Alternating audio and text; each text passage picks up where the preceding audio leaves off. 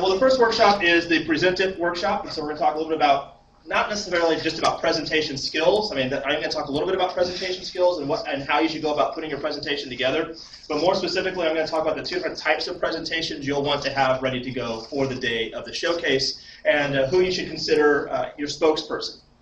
I've seen a lot of presentations in my day, and I have seen more bad presentations than good presentations. And I'll explain some of the downfalls that I see most of the time in presentations.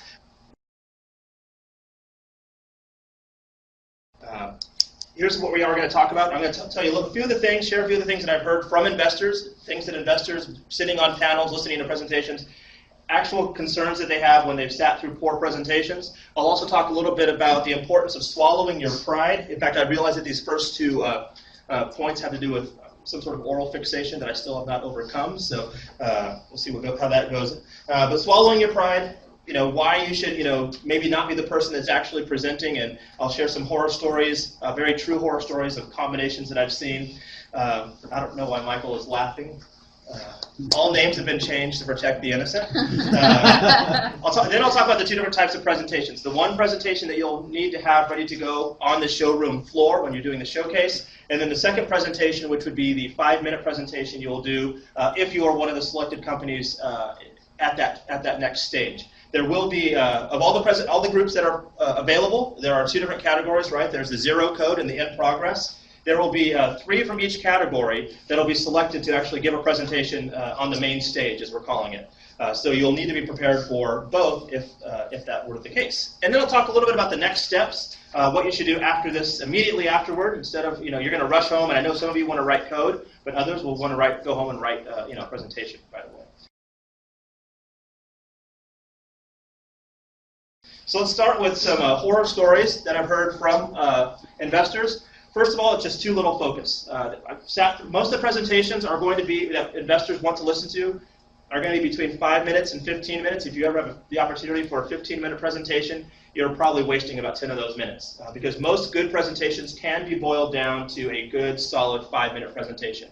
I find that if I give entrepreneurs more time, they will fill it with all these things that are not focused on the actual point. And so what I see when investors have talked to me, they said, you know what, they're talking all about their product, but they're not selling to me. You can't tell me how you're going to sell to everybody unless you can tell me what that first product is that you're going to sell to that first person.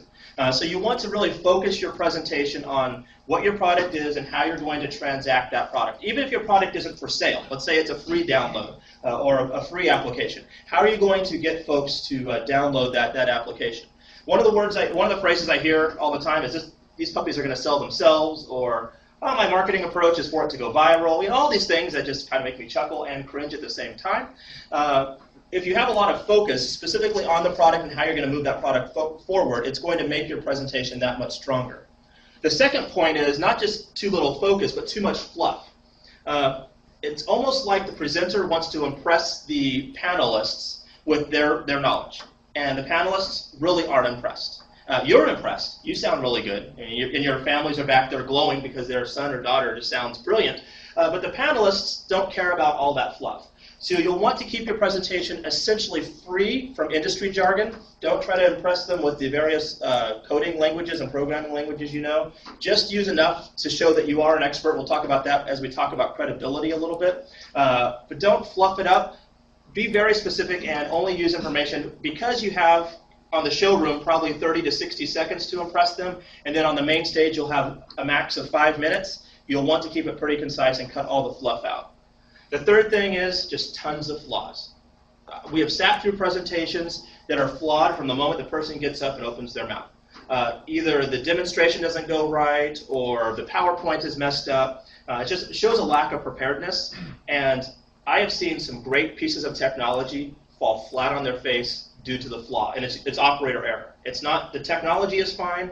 Hell, even the remote control works. It's just the person holding remote control is the one that's flawed. So you'll want to be as prepared as possible and work out as many of those bugs as possible because there's nothing worse than a panelist sitting there, and I've been a party to this as a presenter, a panelist sitting there and me making some sort of gesture because the technology isn't working or something's not going right, and I lose my composure. When I lose my composure, they lose their interest and they lose their confidence in me. And you don't want them to lose their confidence in you as you're presenting. So those are the three things that are the worst that could happen. That's what investors always tell us. All right, they're just not focused, it's all fluffy, and my gosh, this thing is just flawed from the beginning. So here are some bad combinations. And I'm sharing these bad combinations not because I'm wanting to cast blame on anybody. These are just things that I've seen over 3 or 4 years doing this, listening to presentations that have been pretty common. And this first one always gets me in trouble because I always share it at Fresno State and the professors get mad. And that is the combination of PhD and CEO. I have worked with 5 PhDs, CEOs in the last 3 years at the incubator. Not that the PhDs aren't good CEOs, it's just that combination together is a little bit iffy. And it's mostly because and I'm not using PhD just as a PhD, but just think about if you have a deep level of experience or expertise in a certain area, you know a lot about maybe a very thin area, deeply about that thin area. And the 5 that I've worked with have all had a very difficult time admitting to what they didn't know. And that's where things start to fall apart for the entrepreneur. Again, expertise is not bad. Executive experience is not bad. When the entrepreneur or the presenter is not able to understand what they don't know, if they're not able to admit that they don't have all the answers, then it becomes a bad presentation. And I've seen usually during the Q&A, that's where the presenter gets flustered the most. Because they'll become very defensive and kind of resort back to, hey, I'm an expert, and they kind of get this, dig their heels in the ground, and things start falling apart. So just something to look out for. If you are brilliant in a particular area, be careful. It can be dangerous. Next one, from the shadow to the spotlight. People are comfortable in a certain illumination. Maybe it's just the screen that's illuminating them as they're working on their code. And to make that transition to actually presenting on stage is a very difficult transition. So if you are comfortable in a certain area, in a certain luminosity, then ask yourself, am I also going to be the one that's comfortable on stage making the presentation? If not, find somebody else to present. There's a young man at Fresno State, his name is Bryce. I think Bryce Majors is his last name. He is an expert presenter. And he did this, he's done these business plan competitions where he's like a presenter for hire, like a hired gun, where folks are just like, hey, here's my business plan, I have this competition, can you learn my business and present it? And he's coming in like first, second, and third in like almost every presentation he's ever made. So if you're like really stumbling over things, if you think, I'm more comfortable in front of a computer screen and I just don't want to be the one to present, let us know. We might be able to put you in contact with some interns or folks over at Fresno State. It's a little bit difficult now because the school year is ending, but hell, throw a call out on Twitter and say, I need somebody that helps me present. Or attend a Toastmasters group and find somebody that's like comfortable in front of them. But just know where your comfort level is. There are other folks that are very comfortable in the spotlight and aren't comfortable in the shadows, so you want to manage that appropriately. The third issue, but I have all the answers. Again, that technical expertise, I've seen this, and this usually comes up again during the Q&A, where the panelist will ask the presenter a specific question, and the presenter won't have an answer to it, so they'll provide answers that don't really align with the question that was asked. And so you'll want to be very careful and make sure, just go in there realizing, you know what, I don't have all the answers. I know, and one of the things that panelists really like is when you say, I don't know, but give me your card, I'll find out, and I'll get back in touch with you. It's a nice opportunity to stay in touch with the panelists as well, especially if they're investors. It's okay to not know everything. One of the ways to overcome that, I know some people are working in teams, other people are working as individuals. I see this oftentimes for maybe a programmer that's the presenter, that's the developer and the inventor, but they may not have the market knowledge. And so it's good if you don't have that market knowledge, bring on a partner, and you can both sit up on the stage together. Maybe you're the one presenting, but at least you have somebody there for Q&A. It's like that nice security blanket that Linus always carried around with him. And then this last thing, it's not really a detriment at all, but it's a way to swallow your pride. Delegating the presentation might be your first opportunity to show leadership in the midst of this competition. Say, you know what, I took it this far, and it's going to fall apart. I would hate for it to fall apart if I'm the one presenting, so I'm going to delegate. And I will tell you that will actually speak volumes to the panelists.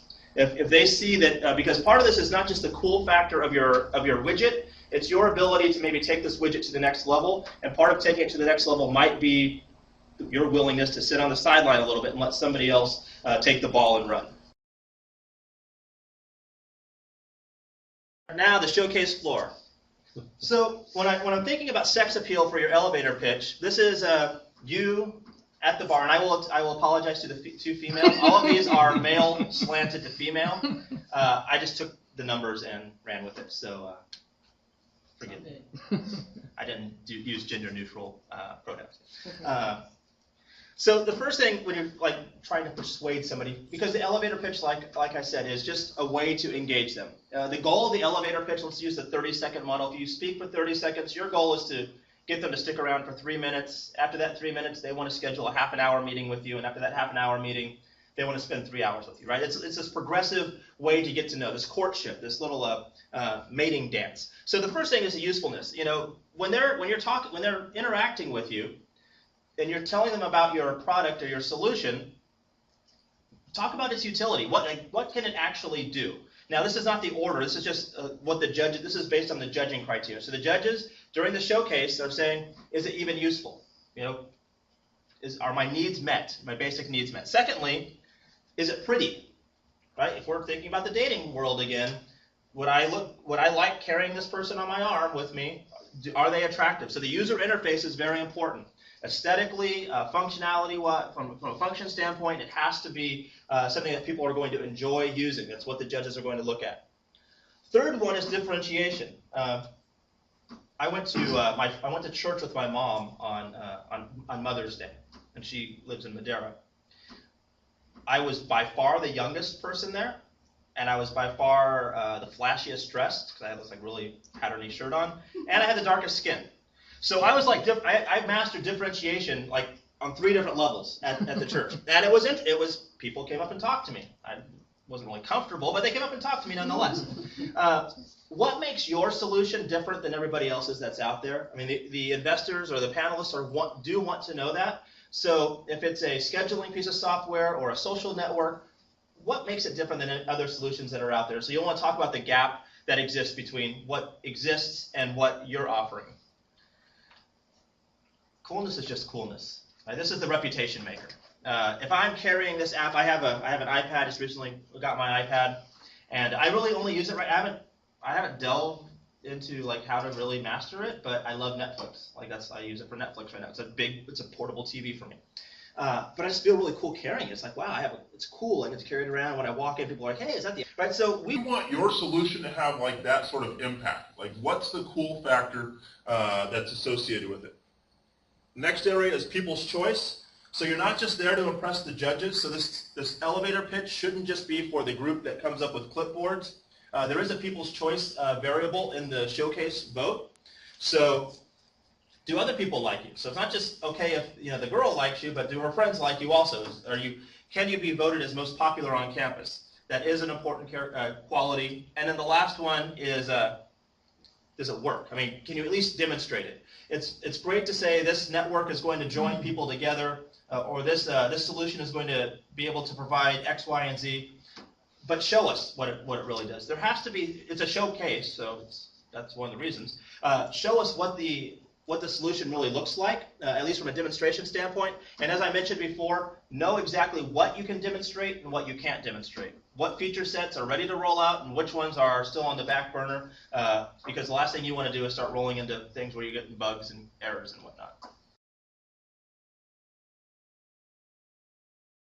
When you're constructing the elevator pitch, there are, how many questions do I have? 5 questions, 4 questions, 5 questions that you're going to ask. And they'll be listed here. First one is, who are you? Who are you? Your name, members of your team if you have members of your team, and a little bit of your background. I'm Travis Sheridan. I'm a developer specializing in this language, and this is my 5th project, my 5th application that I've developed. Just something very sweet. Remember, we're doing this in about 30 to 60 seconds, so that who are you? No more than 10 seconds. Just 7 to 10 seconds, your name and a little bit about your background. I'm a former Pelco employee, whatever you might be. Tell us a little bit about who you are. Establishes that first bit of credibility so they want to listen a little bit more. The second thing is, what is your product? Now, this is usually where people go on and on and on and on. I want you to tell me about your product in 10 seconds. What difference does it make? Now, this is not how is it different than the competitors. That's the last question you're going to answer. But what difference does it make? This is the so what question. You know, so what that you have a multiplayer game? So what I can find out what is in this food? What difference does it make on the large scale to the end user? Then the follow-up question to that, Irma, is why should I care? So you're talking about what difference it makes as a whole, and then whoever your audience is, panelists, investor, end user, why should they care specifically? This is a little bit different than a lot of other elevator pitches because it's really trying to have an emotion, both an emotional and a intellectual engagement for the listener. So you want to talk about why they should care because the goal of this 30 seconds is to get 3 more minutes. Like that's the ultimate goal. You give them 30 seconds to get 3 more minutes. You get 3 more minutes to get 30 minutes. You get 30 minutes to get 3 hours. Right? It's just a step-by-step opportunity to dig deeper into your product. And then the last point that you'll want to answer is how are you different? You know, overall, talk a little bit about your competitors. So if it's a social network app, the competitors may be Facebook, Twitter, and LinkedIn, and MySpace. But how are you different? And this will actually help you in the preparation for your elevator or in preparation for your main stage presentation. The elevator pitch is really just a shortened version of that. And so you'll want to talk a little bit about how you're different because that's the hook at the very end. Now, I would like you to Can I just add to that real quick? Right here on this last point, it's really easy, especially for this group, or us, to get carried away with, like, how are you technically different? You know, like, well, I'm not building my application on Silverlight, you know, and the judges may or may not care about that. It has to make sense, you know what I mean? Instead of saying, my application isn't built on Silverlight, instead I chose HTML5 and jQuery, whatever, you want to make them understand that you chose your technologies because you have a wider audience over here, and not because of the technical differences, which is really hard to do that sometimes. So just think about that when you're putting together your pitch. That's okay, I forgot I have this opportunity. Oh, see now, okay, there we go. All right, but if you break it. That's quite all right. Okay, so the one thing that we don't want to see or hear in elevator pitches are cheesy taglines, because you're trying to get that 3 more minutes. And that tagline, that hard sell, one of the worst tags is to end with like your website or your phone number. I hear that a lot.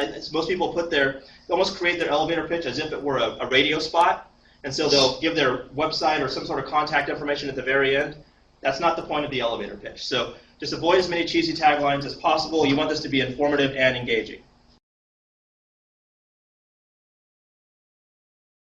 All right, so let's talk about the main stage because this is where this is the money stage right here. Like I said, there will be out of both categories, there will be 3 selected to go up on the main stage. So out of the 24 competitors, 24 teams, 6 will actually give main stage presentations. Some specifics about the main stage: 5-minute presentation, 5-minute Q&A to follow. May not take the whole 5 minutes. The 5-minute presentation, though, there will be an air horn that will go off at the 5-minute mark. But the reason I even tell you about the air horn is just so you get to the point of practicing. And we've actually built the presentation. The time slots in the presentation are built so that you would actually present a 4-minute and 45-second presentation. So I haven't given you these ideas and said, okay, here's everything exactly to the second. I've left some wiggle room in there. And some of these time frames may seem a little impossible, but I promise you they are not. So the first thing we're going to look at is the credibility. This is what the judges are looking at. Again, if we look at the dating relationship, now you're moving from dating and you actually want to marry the person. So the credibility is what her parents actually approve of your product that you're peddling here.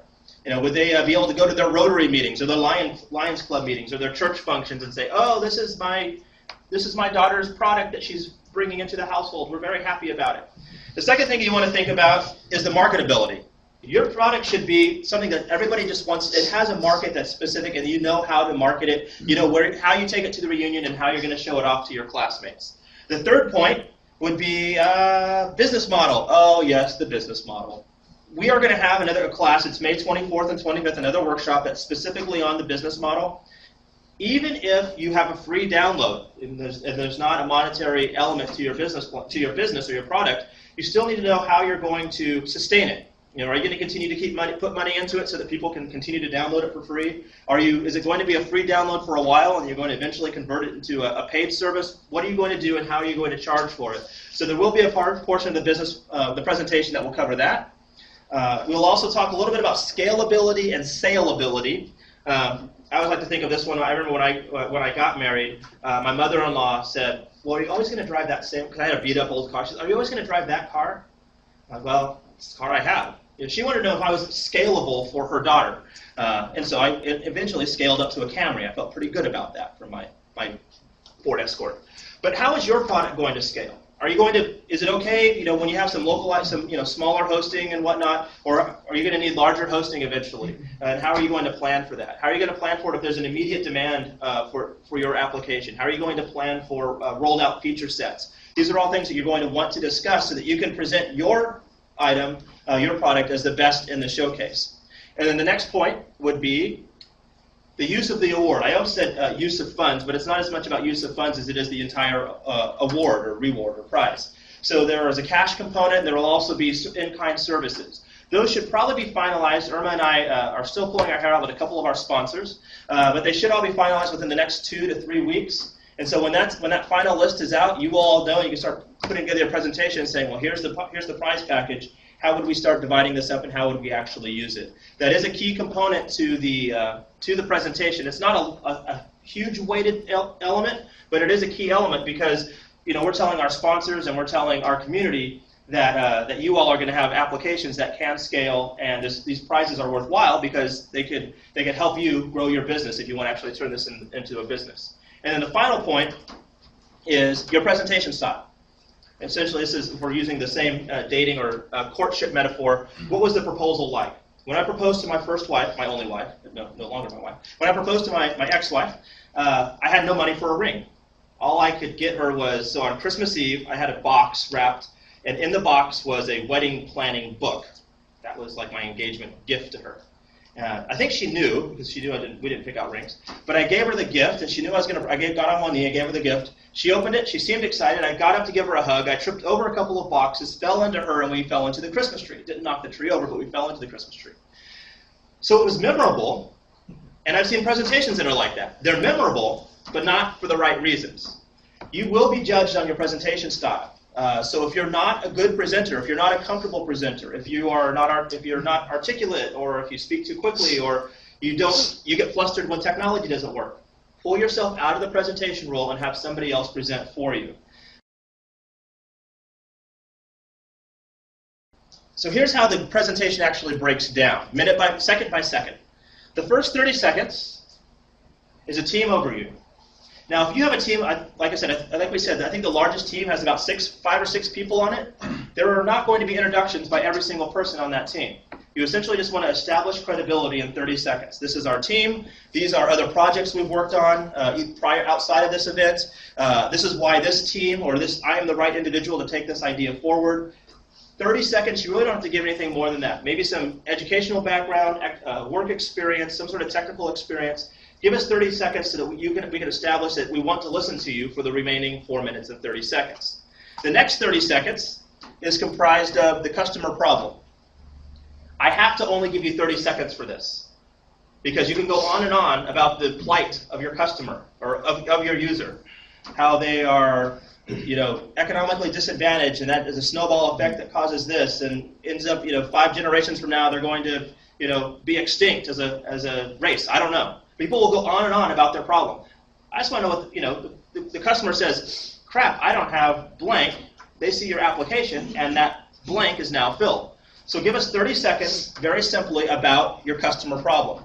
Now the next part you have a minute and a half for. Seems like a long time now. For your solution and the demonstration. So you've just addressed the problem. Now I'm only giving you a minute and a half to actually demonstrate it.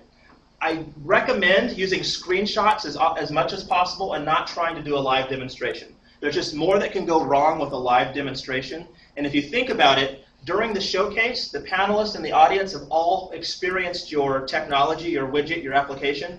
So you don't need to be redundant and give them another demonstration. In fact, they will probably get a 5 to 10 minute demonstration as they're out there playing with your product during the showcase. This is just a little bit of a recap. If you have it in your budget or you have the skill set, I'd recommend putting together a 30 to 45 second video. That's maybe a workflow video that shows your product in use. Again, it shows that it works, even if it's manipulated to show it works, and your hands are off. So that's one way to go through it. But the reason why this follows is you've just presented the problem. Now you're presenting your technology as a solution. You have a minute and a half to do that. The next piece, you only have a minute and 15 seconds to present this. And this is the sales and marketing portion. How are people going to buy your product? How are they going to download it? How many do you anticipate people downloading in the first month, first 6 months, first year? And then when you look at the marketing side, who are you actually selling to? If you're selling to other businesses or if you're selling to individuals, there's still 3 different things that you'll want to look at. As I explain these things, I'm thinking to myself, man, that's a lot to cover in 75 seconds, but it can be done. The 3 things you're going to look at are demographic attributes, geographic attributes, and psychographic attributes. So demographics, very simply, educational attainment, household size, income levels. Geographic attributes would be Fresno, California region, Western region, worldwide. A lot of web platforms or web applications, most people, when I ask them about their geographic reach, they say, well, it's on the web, so everybody is going to want to buy it. Well, if it's only written in English, you are putting some constraints on there. So be realistic on what your geographic reach will be. And then the psychographic side of things, those are more of the lifestyle or behavioral or emotional choices. So things like environmentally conscious individuals, health conscious consumers, Gen Xers, Gen Y, things that tell us a little bit more about the mindset of the individual. Because those are the things that are going to help you determine how they buy and what their buying patterns are. A simple sentence on each one of those. You don't have to cover all 3 of them. In fact, you just want to make sure you can paint enough of a picture for your audience that they know who you're going to be selling to. The next part is the competition. Again, only 30 seconds on the competition. Who are they, and how are you different? Who are they? How are you different? And that difference is, this is the gap that exists, and here's how we're better and we're filling the gap. It's a very kind of like a gap analysis for your competition. You guys all look smart enough to not say this, but I'll say it anyway. Please don't tell me that your idea is so revolutionary that there's no competition. There is somebody out there doing something that's somewhat similar that would be construed as competition. So even if you have to create another app that would be competition, then please do that in 59 days. But there's somebody out there that's competition, and if it's not direct competition, what's the indirect competition? In Greg's case, there are other software time management solutions, but Greg's biggest competitor is a book that sits on a desk. Right? It's I don't know if that's your biggest, but I know that's one of the hurdles that people have to overcome is they're used to using a book that's on a desk. So think about these things that so this competitor isn't necessarily the book, it's this reliance on an old piece of technology. So he has to overcome that. Oh, I can move away from an archaic system to a newer system. So think a little bit, 30 seconds about your competition, that's really about it. And then 30 seconds about your next steps. Again, feature rollouts, how you're going to use, this is where you'll talk a little bit about how you're going to use the prizes or the winnings, and an opportunity for a thank you. This is 4 minutes and 45 seconds. If you hold 15 seconds extra for some wiggle room. If you don't practice, if you don't try to work this out ahead of time, this 5-minute presentation will be an 8-minute presentation. In fact, the first time you probably write it and put it together, it'll be about an 8-minute presentation. Look for areas where you're being redundant. Look for things that you've covered during the elevator pitch, and if you do your elevator pitch the right way, you can even refer back to it in the presentation. Now, as you experience the elevator pitch or on the showroom floor, we meet these 3 things. If you're calling back to it, it's okay because the panelists are the judges are going to be the same set of judges. The ones that see you and judge you in the showroom floor or the showcase are going to be the same judges for the panel, and so they're both going to they'll be familiar with your piece of technology. Any questions on the main stage presentation? You can use PowerPoint. We'll have a system set up. You'll want to bring it on a thumb drive. That's the easiest way to bring it. The room is Wi-Fi or is connected. It's wired. I don't know if it's Wi-Fi or wired in. So if you do want to go to a live demonstration of your site, you can. Again, I'm kind of suggesting not doing that, but if you want to, you absolutely can. You should all prep for both the showcase or the showroom presentation and the main stage presentation. I don't think that you're entering this competition to just do the main stage or the showcase. I think most of you want to get onto the main stage. So be prepared for that 5-minute presentation. But the fact of the matter is a majority of folks aren't going to ever deliver that in that venue. So that's okay. That's just the nature of the beast. Let's see. Next point is, select a spokesperson. Now I'm just going to have a little bit of fun about breaking down what a spokesperson is. Irma? This is the least of my concern. If you have a talking hand puppet up there, I'm okay with that. If they are a good spokesperson and you were very selective in choosing that hand puppet, fine. If you have a video presentation, if you have Max Headroom back from 1985 in a monitor, fine. This really is where I have the most flexibility. They have to be able to be a good speaker, and you have to be selective. I say this a little bit in jest, but I'm absolutely serious. If you're not a good presenter, and how many of you sat through bad presentations? Everybody's hand goes up because you're here tonight. I get it. When you've sat through bad presentations, that 5 minutes is just really, really painful. And I usually feel bad, not as much for the audience, but I feel bad for the presenter because I listen and their content is good. It's just the ball is dropped in the delivery. And so either you have 42 days to go to Toastmasters and learn it yourself, buy a few CDs and learn how to become a good speaker, enroll in a short-term class, or find somebody that's a better speaker than you. But I don't. My goal, Irma's goal, is to showcase the talent that we have here. We don't want anybody to be embarrassed. We don't want to be. I really won't be embarrassed. We don't want any of y'all to be embarrassed. We want you to shine because we want to make rock stars out of you. That's our goal.